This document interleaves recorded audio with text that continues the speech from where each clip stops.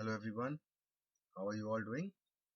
Welcome to Sri Jendra Rank Zone classes and I am your mentor Amit Ajmani.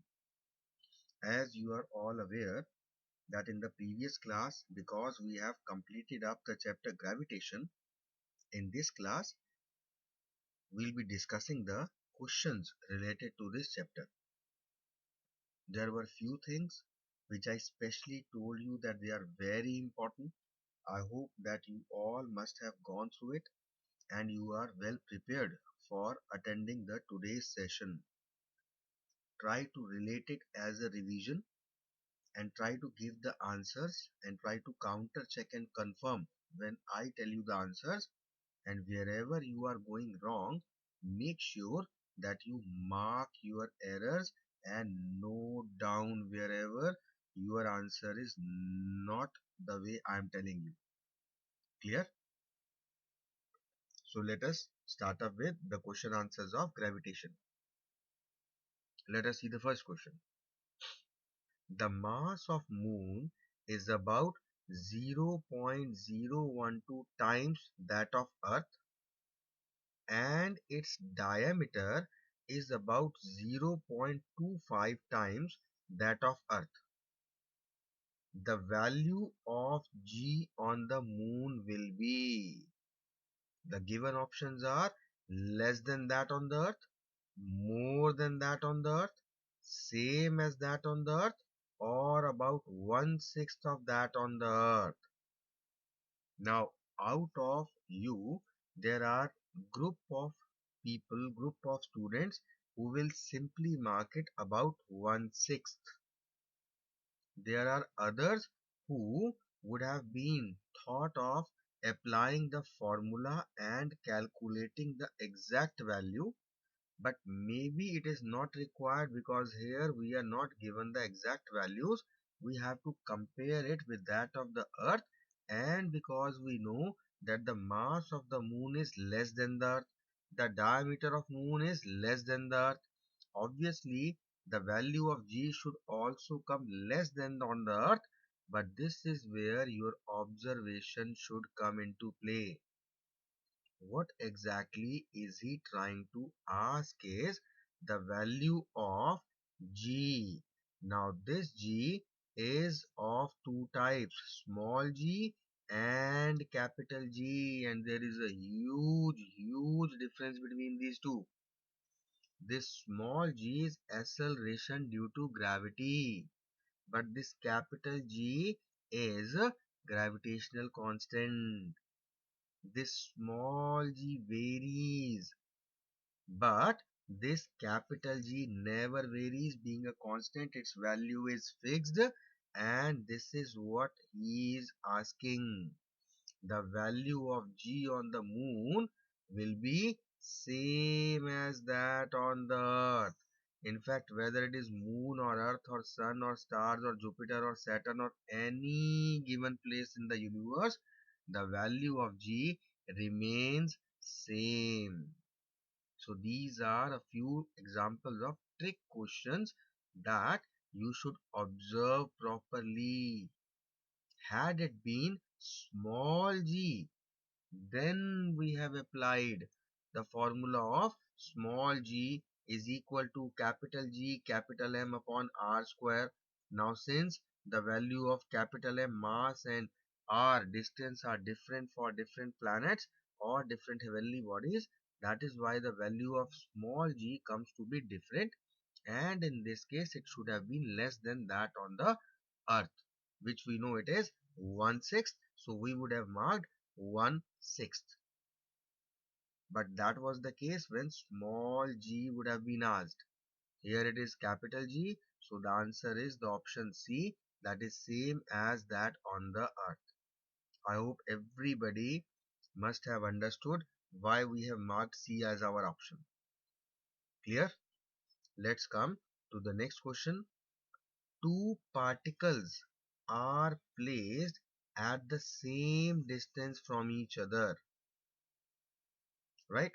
The distance between them remains the same. If keeping the distance between them unchanged, the mass of each of the two particles is doubled, what will be the value of gravitational force between them? Now we know, as per the universal law of gravitation, the gravitational force is calculated by the formula G m1 m2 upon r square.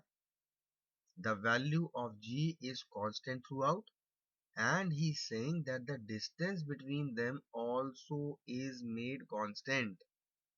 What is the difference now we have made is that the masses, each mass is made doubled.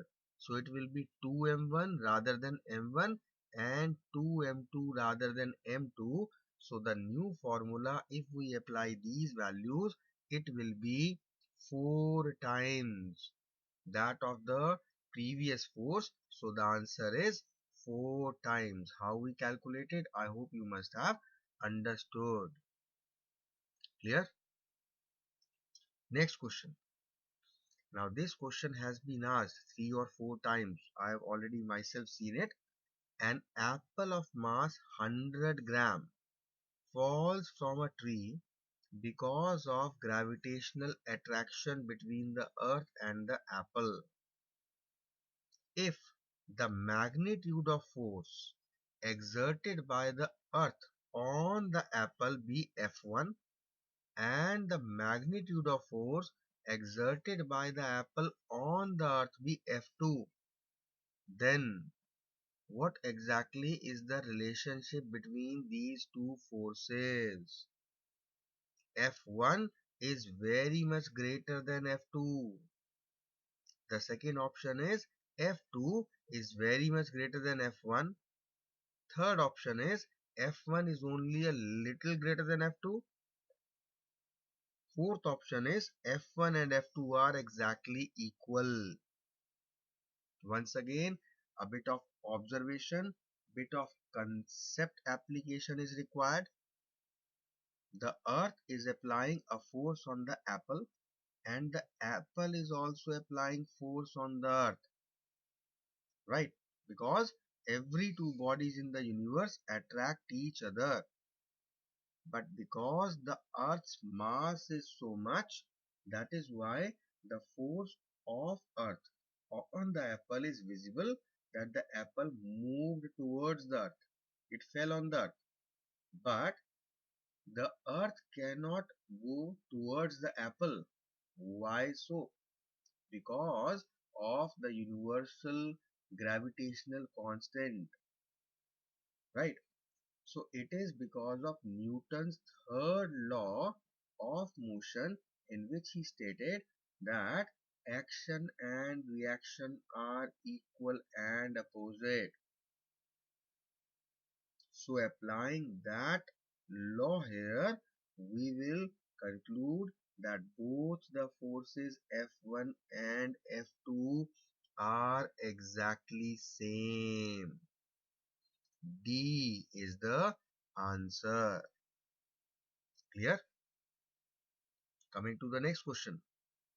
The force of attraction between two unit point masses separated by a unit distance is called.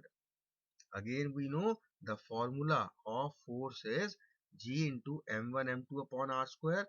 So if the mass is unit 1, m2 is unit 1, distance is unit 1, then in that case F will be equal to G. So the force of attraction will be equivalent to, let us see the options given. Is it the gravitational potential? No.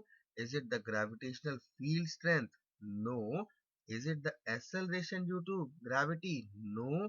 It is the universal gravitational constant. Because if the masses are unit masses, the distance is unit distance, then F is equal to capital G. So D is the right answer to question number 4. Clear? Next, very important question. I specially highlighted this again and again. You will find these questions in many ways. Let's see what the question is saying. As we go from the equator to the poles, the value of G. Now we need to relate that the value of G is maximum at the poles and minimum at the equator. So as we are going from equator to poles, the value of G will increase. It can't remain the same because the distance is different. It won't decrease because it is inversely proportional to distance. It will decrease up to a latitude of 45 just in order to confuse you. Had it been the other way round, that if an object is brought from poles to equator, now the value of G will decrease. And with value of G, we can relate the weight also. The weight of the object will also change if the object is taken from equator to poles or vice versa, two poles from equator or to equator from poles. Fine. Coming to the sixth question, force of gravity is least at. Where exactly it is least? Once again, we have just seen above, the force of gravity is least at the equator because there the value of small g is the least. So A will be the right answer. Fine. Coming to the next question. The weight of a body at the center of the earth. We studied it that the weight of the body at the center of the earth is 0. It can't be same as on the surface of earth. It is not infinite. It is 0. So A is the correct option. Let us see the next question. The gravitational force between two point masses m1 and m2 at separation r is given by F is equal to k m1 m2 by r square, where k is a constant and this constant is, we know, it is universal gravitational constant. Now the options given are, this constant depends on system of unit only, or depends on medium between masses only, or depends on both A and B, or is independent of both A and B. So first thing, the universal gravitational constant does not depend on the medium. So B option becomes incorrect, and with B option the C also becomes incorrect because the C option is that it depends on both A and B. It doesn't depend on B. So C is also cancelled. Now we are left with A and D. So the answer is that this value of constant K, that is the gravitational constant, it depends on system of unit only. Clear? Because it is a constant value. Fine. So A will be the right answer. Coming to question number 9. The correct answers to the above question is based on. Now which questions were asked? Not so sure. Let us see the options given to us. Acceleration due to gravity in vacuum is same irrespective of size and mass of the body. The acceleration due to gravity does not depend on size or mass in vacuum. So this is a correct statement. Acceleration due to gravity in vacuum depends on the mass of the body? Absolutely not. This is what Galileo proved in his experiment of feather and coin. There is no acceleration due to gravity in vacuum. It's wrong. In vacuum, acceleration due to gravity is there. In vacuum, there is resistance offered to the motion of the body. When we are talking about vacuum, there is no air. So if there is no air, who is going to offer the resistance? So obviously it is also incorrect statement. So the only correct statement above these is A option, that acceleration due to gravity in vacuum is same irrespective of size and mass of the body. Clear? Coming to the next question. When a body is taken from the equator to the pole, you see, again that same type of question. The body is taken from the equator to the poles, its weight. In the above question, it was asked about acceleration due to gravity. Here he is asking about weight, which I have already told you that these type of questions come. So if the acceleration due to gravity at the poles is more, we know that weight is nothing but mass into acceleration due to gravity. So if the acceleration due to gravity is more at poles as compared to that of equator, therefore the weight of the object will also be more at the poles as compared to the weight of the same object at equator. So the answer is increases. B. Got it? Let's see the next question. Spot the wrong statement. The acceleration due to gravity g decreases if the first option given is we go down from the surface of the earth towards its center. We have just seen if we are going from equator to pole, then the value of g increases. So vice versa, pole to equator, it should decrease. That means it is a correct statement. Next one, the value of g decreases as we go up from the surface of the earth. Now this we have studied in the previous class, that whether we go up from the surface or whether we go down towards the core or the center of the earth, the value of acceleration due to gravity decreases. So this is also a correct statement. Next, it decreases when we go from equator towards the pole. No, we have just seen in the above question that it increases when we go from equator to poles. So this is the incorrect wrong statement that we were looking for, but do not jump to the conclusion unless until you have read all the options. Do not jump to the conclusion. Let us see the next option. The value of acceleration due to gravity decreases if the rotational velocity of the earth is increased. If the velocity of the earth is increased, then the value of g is going to decrease. So this is also a correct option, and the only wrong statement about acceleration due to gravity is the C part, that it will not decrease when we are going to go from the equator towards the poles on the surface of the earth. Let's see question number 12, what it has in store for us. Which of the following statement is wrong? Let us see.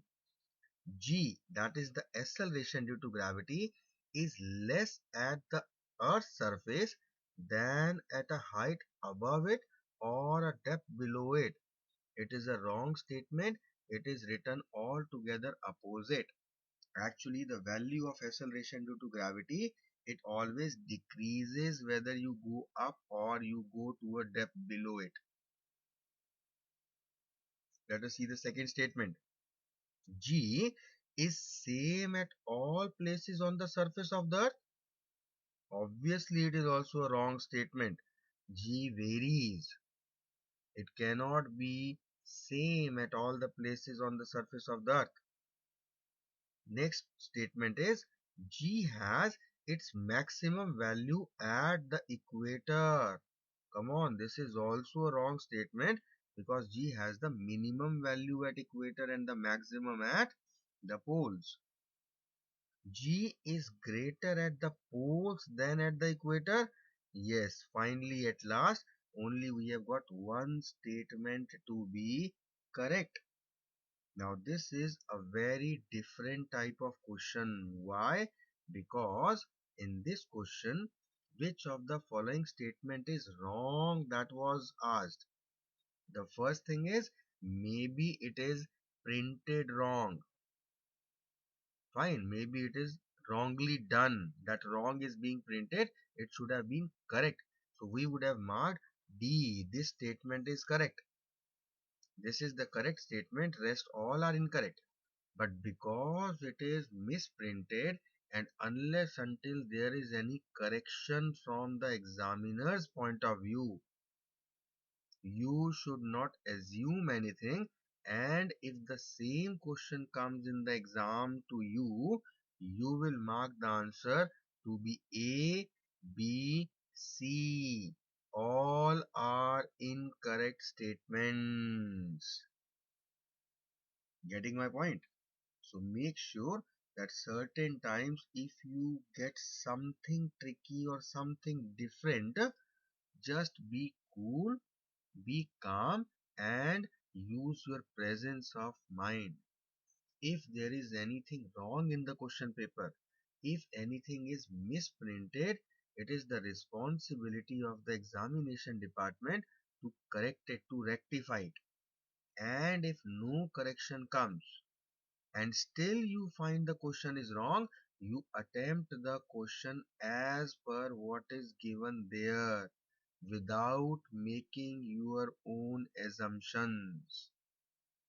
Even if the question was wrong, but when the examiner is going to check it, and he will see that according to the actual printed question, your answer is correct, he can never mark it wrong or deduct your marks. He has to give you marks. Clear? Coming to the next question. At the surface of a certain planet, acceleration due to gravity is 1/4 of that on Earth. It is lesser. If a brass is transported to this planet, then which one of the following statements is not correct? First statement is, the mass of the brass ball on this planet is 1/4 of its mass as measured on Earth. The very first statement is the incorrect. Why? Because the mass is a fixed quantity. It never changes anywhere in the universe. So it is not going to become 1/4. Let us see the next option. The weight of the brass ball on this planet is quarter to the weight as measured on Earth.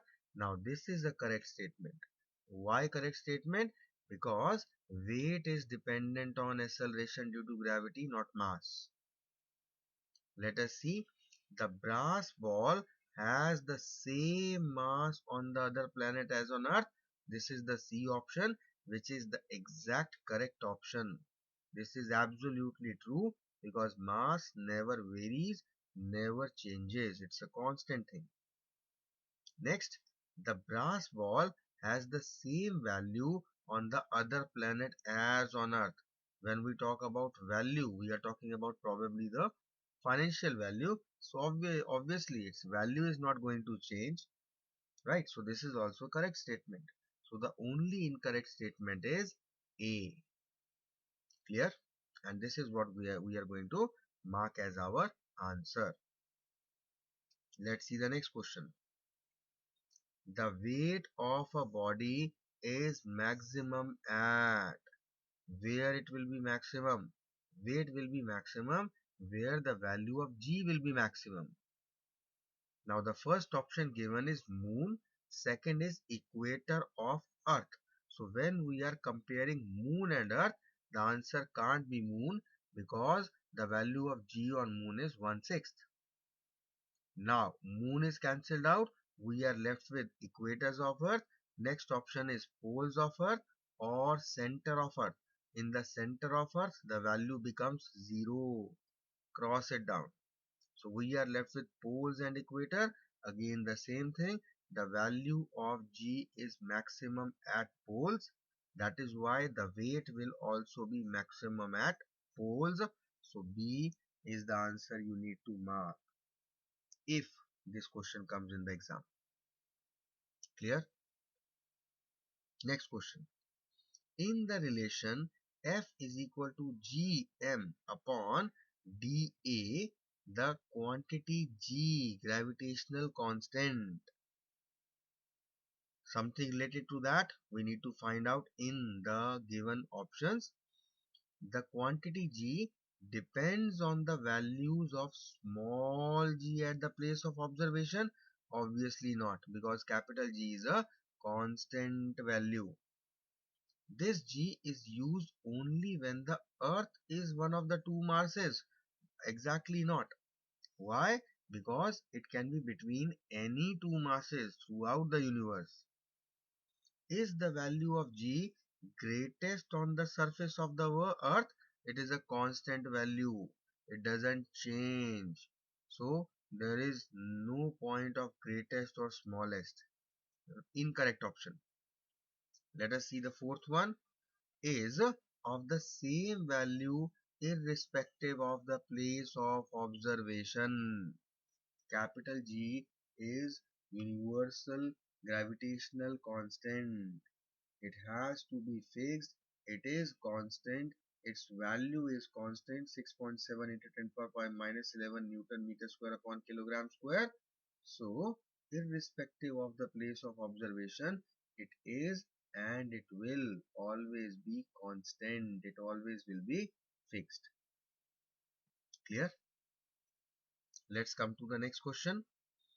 The ratio of inertial mass of gravitational mass is equal to 1. Now when we talk about mass or inertial mass is one or the same thing. Gravitational mass is also one or the same thing. So if we are trying to relate the ratio, it is equal to 1. Obviously, because they are one or the same thing. Is A statement is correct. Let us see the second one. The inertial mass and gravitational mass of a body are equivalent. Exactly. The above assertion which is given to us, it holds true just because of the reason given below.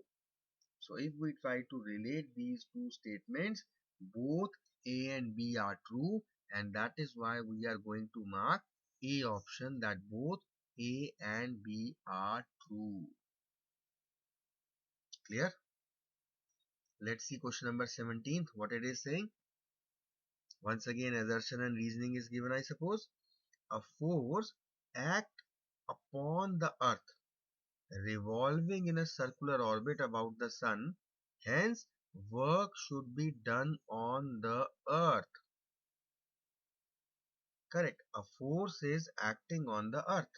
So this force is actually making the earth going into the circular orbit. So this is a true statement. Let us see the next. The necessary centripetal force for circular motion of earth comes from the gravitational force between earth and sun. Obviously this is the main reason. So B is also correct. So in this question also we will mark both A and B are true. Got it? Let's see the question number 18. We need to match the columns. In column number 1, we are given A. Universal law of gravitation, B. Kepler's law of planetary motion, C. Acceleration due to gravity, and D. Weight on moon. In second column, we are given the formulas. Number 1 is W is equal to 1 by 6 mg. Number 2 is R square is directly proportional to T cube. Number 3, F is equal to G m1 m2 upon R square. Number 4, G is equal to Gm upon R square. I think there is some misprinting. It should be R cube and T square. Right? Now we have to match it. Let us see. Universal law of gravitation states that F is equal to G m1 m2 upon r square. Kepler law, third law, states that r cube is directly proportional to t square. Acceleration due to gravity, small g, is calculated by the formula capital G capital M upon r square. And weight on the moon is 1/6 the weight on earth. So now we can simply match it. A should match with 3, B should match with 2. So A should match with 3. 4, 2, 4, 3. It matches with this. B should match with 2. So this is confirmed. C should match with 4. Again reconfirmed. D should match with 1. 100% lock it. D is the answer. Clear? Coming to the next question. The earth and the moon are attracted to each other by gravitational force. The earth attracts the moon with a force that is more than the exerted by the moon, same as that exerted by the moon, less than that exerted by the moon, or not related to that exerted by the moon. This is exactly the same concept, but the language is different. We have already seen this type of question in today's classes itself only, when we were talking about earth and apple. The forces, as per Newton's third law of motion, action and reaction forces are equal. So the force with which the earth attracts with the moon will be same as that of the force exerted by the moon on the earth. So B will be the right answer. Let's see the next question. Two particles are placed at some distance. If the mass of each of the two particles is doubled, keeping the distance unchanged, the value of gravitational force between them will be exact same question we have seen above, and there we have calculated it with the help of the formula of universal law of gravitation, that F is equal to G m1 m2 upon r square. Value of G remains fixed, R is remaining unchanged, that is given and specified in the question. Only the masses are getting changed and they are getting doubled. So if first mass is doubled, second mass is doubled, so the net impact will be that the force will become 4 times, and hence we are going to mark B as our right and correct option. Coming to question number 21. Two objects of different masses falling freely near the surface of moon would, if they are falling on the moon, doesn't make any difference whether it is earth or moon or anything. If two objects are falling freely, that means it is a free fall, that means they are falling under the force of gravity. And in such cases, what will happen? Let us try to find out the most appropriate options which are given to us. The first option is these two objects have different accelerations, or they will undergo a chance in the change. It should be change in their inertia, or they have same velocities at any instant, or they will experience force of same magnitude. It is option number C, that they will have same velocities at any particular instant. Fine. The reason remains same, that they are falling freely under the free fall under the force of gravity, and when any particular object, once these objects are falling freely under the influence of the gravity, then their acceleration is exactly same. Fine. So C will be the right answer. Let's see the next question. The tidal waves in the sea are primarily due to, what is the reason? The gravitational effect of the moon and the earth, the gravitational effect of the sun on the earth, the gravitational effect of Venus on the earth, or the atmosphere itself of the earth itself. This is because of the gravitational pull of the moon on the earth. Because moon is nearest to earth, it is not the sun nor the Venus, and it is not because of any atmospheric effect. So A is the answer to question number 22, that it is because of the gravitational effect of the moon on the earth that the tidal waves in the sea are primarily formed. Got it? Let's see the next question. A body is thrown vertically upwards with a velocity small u. Find the true statement from the following.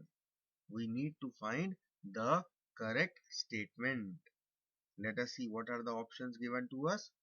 Both velocity and acceleration are zero at its highest point. Now the velocity will be zero, but not the acceleration. That is why this is not the right option. Let us see the next option. Velocity is maximum. It can't be. Obviously, velocity will zero. So that is why we have to deduct this also. Velocity is maximum again. We don't have to read the rest of the sentence. Because at the highest point, we know that it is going to be acceleration or retardation caused because of the Earth's gravity, and the final velocity of this object or any object which are thrown vertically upward, the final velocity always is zero. So finally, in the D option, we have got velocity is zero at the highest point, and the maximum height reached by it is u square upon 2g. Now we know the equations of motion. V square is equal to u square plus 2gh. This is what the third equation of motion states.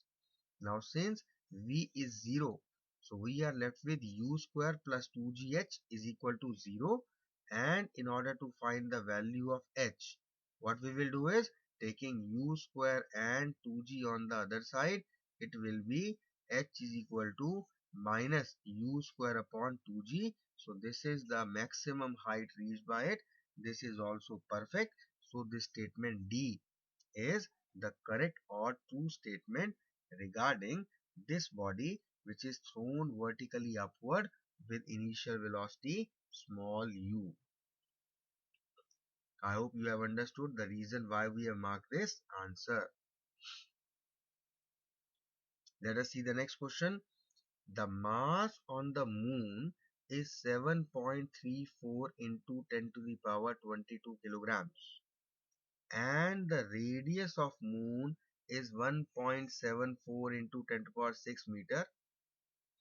The value of gravitational force will be, now we know force formula is G m1 m2 upon r square. We have seen exactly the, alright, we have to calculate the gravitational force. We can simply calculate it by calculating the small value of small g, acceleration due to gravity. Now that we have already calculated, so there is no point of calculating it again, and we know that the acceleration due to gravity on the surface of moon is 1/6 of the acceleration due to gravity, right? So that is why the force of gravitation will be 1.63. It should be Newton. The units are given wrongly, I suppose. Fine. So D is the right answer. Let us come to the next question. An iron ball and a wooden ball of the same radius are released from the same height in vacuum. They take the same time to reach the ground. Why? We know that in vacuum there is no external air resistance acting on it, and we know that acceleration due to gravity is same throughout for all the objects irrespective of their mass or shape or size. The reason for this is, let us see the reason that I have already given you. Acceleration due to gravity in vacuum is same irrespective of the size and mass of the body. Exactly, this is the same sentence I just told you. So A is the right option. Still, let us go through the other options also. Because acceleration due to gravity in vacuum depends upon the mass. We got the reason why this is incorrect. There is no acceleration due to gravity in vacuum. Incorrect. In vacuum, there is a resistance. Incorrect. So A is the correct answer. Let us come to question number 26. A person is standing in an elevator. Good question. This has been asked 3 or 4 times in the past few years in various examination. A person is standing in an elevator.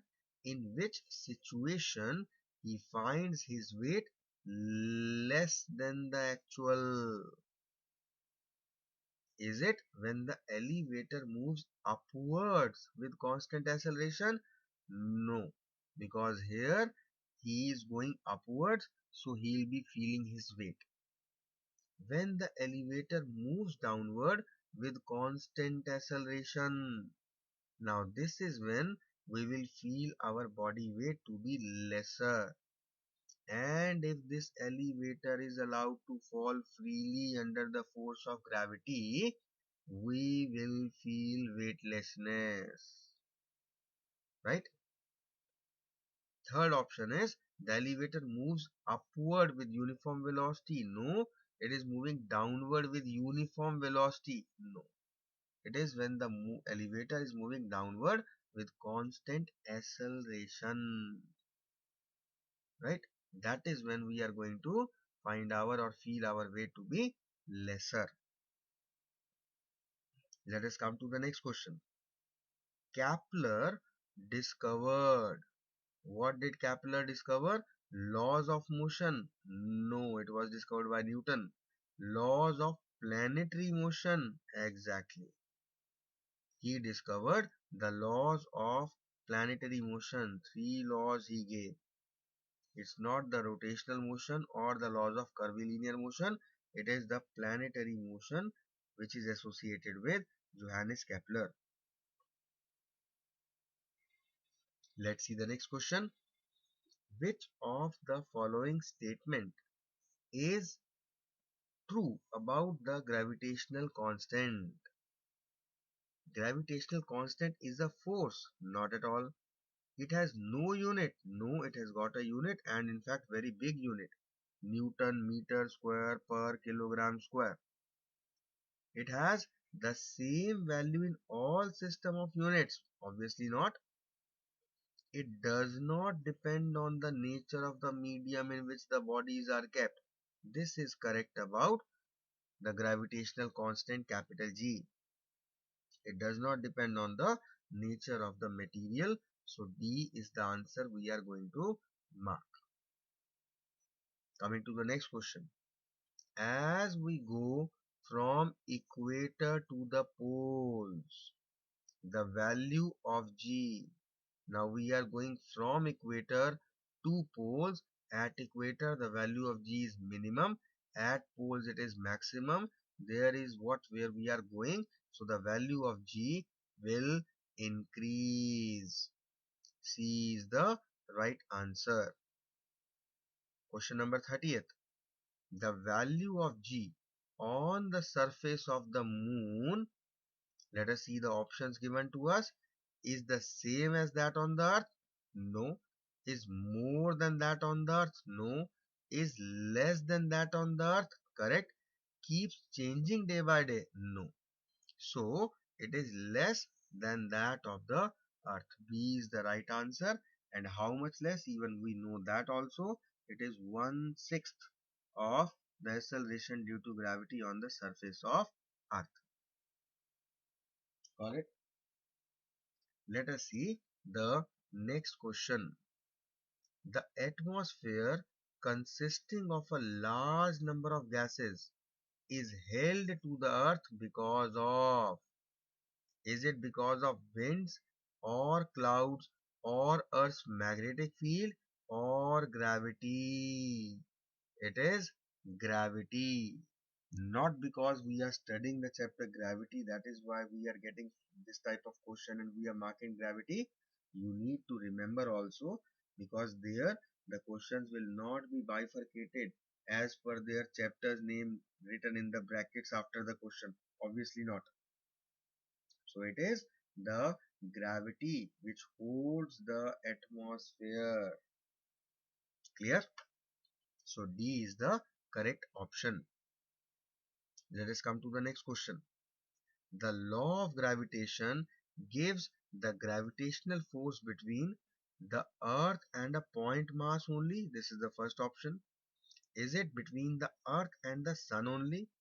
Or it is between any two bodies having some mass, or any two charged bodies only? So we must know that the law of gravitation states that any two substances in the entire universe attract each other with a force. So it is not between the earth or any point mass. It is not between any two bodies, earth and sun. These are incorrect options. It is between any two bodies, provided they have some mass. So C will be the correct answer to question number 32. Let us see question number 33. The value of quantity G in the formula for gravitational force, does it depend on the mass of the earth only? No. Does it depend on the radius of the earth only? No. Does it depend on both mass and radius? No. It depends neither on mass nor on radius. Exactly. Because capital G is gravitational constant.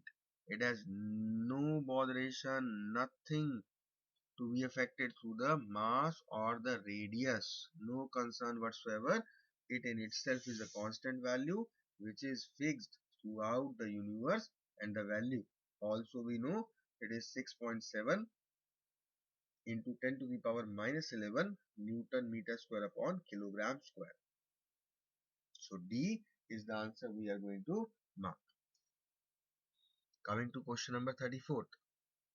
The gravitational force of attraction between two objects is X, keeping the masses of the objects unchanged. Now, he is not changing the mass. What he is doing is, if the distance between the object is halved, then the magnitude of gravitational force between them will become. Now, first thing is, we know that the formula for gravitational force is capital G m1 m2 upon r square. So, if the distance is made half, it will be the square effect. So, it will become r square by 4, which will go up. So, it will become 4g m1 m2 upon r square. That is why the gravitational force, now it will become 4 times that of the previous force. So, it will be 4x. D is the right answer. Fine. Coming to the next question.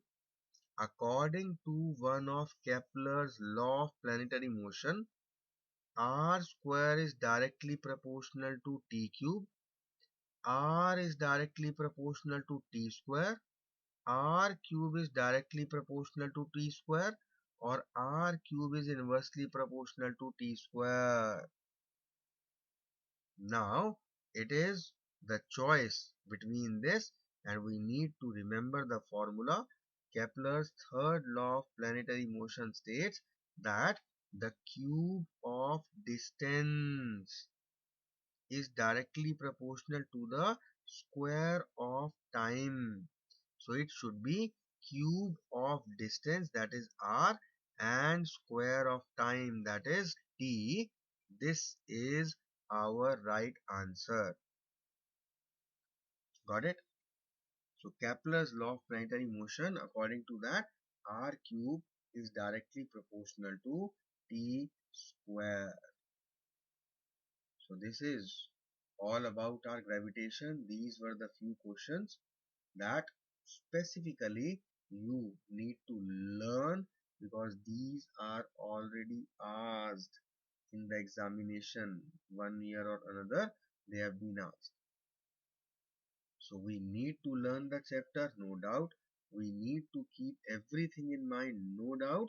But minimum these questions, we must be learning them by our heart. Got it? I hope that you are able to relate the message I am going to convey to you, that you need to learn these things. Clear? So let's end up the class here only. We have completed up the gravitation, and we have already discussed in today's class we have discussed the questions also. So in the next class we'll be continuing up with a new fresh chapter. So we'll meet you in the next class pretty soon with the next chapter.